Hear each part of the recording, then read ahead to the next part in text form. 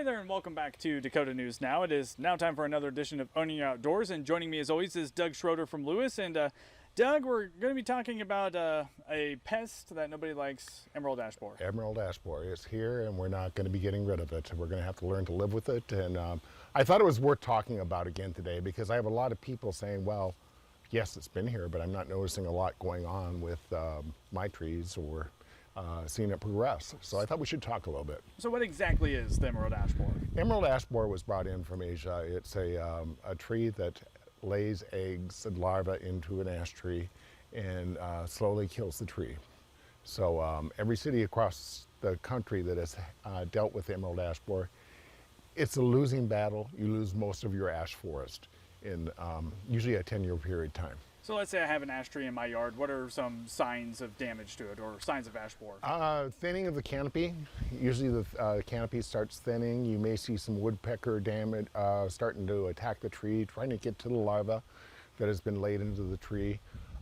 General rule of thumb, if the canopy is died out 50%, the tree probably should be removed. So we talked about how it's been a problem for us for years. We have an update on that. Is it still a pretty big problem? Talking to Brian Peterson, he is the urban forestry specialist of Sioux Falls. Yes, it has spread extensively in our area. It's on all four corners of the city. It has spread to other counties in the state.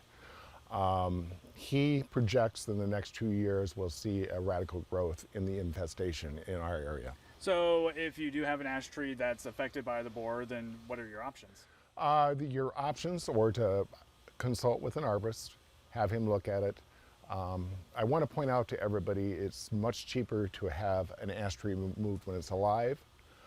So consider that. I think everybody should look at their forest of their property and decide, is this tree needed? Is it time to plant something new to change the mix of the forest in my neighborhood?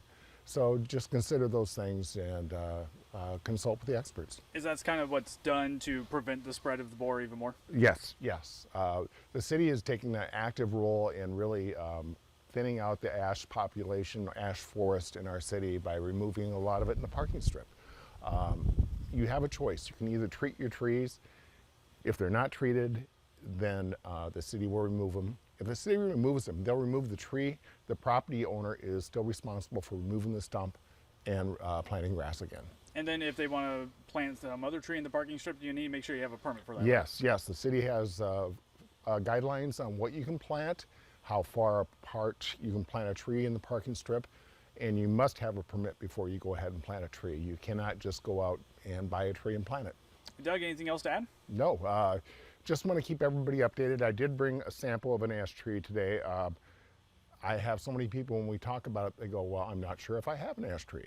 So do some research, your due diligence, find out if you have one in your yard. Maybe it's been damaged with some of our windstorms we had. If it's got damage, maybe it's time to get a different tree. All right, Doug, talking about emerald ash borer, a problem that we've had recently here across our region. We're going to have all this information online at dakotanewsnow.com right after the show, but make sure you stick around. We have Fastcast coming up next.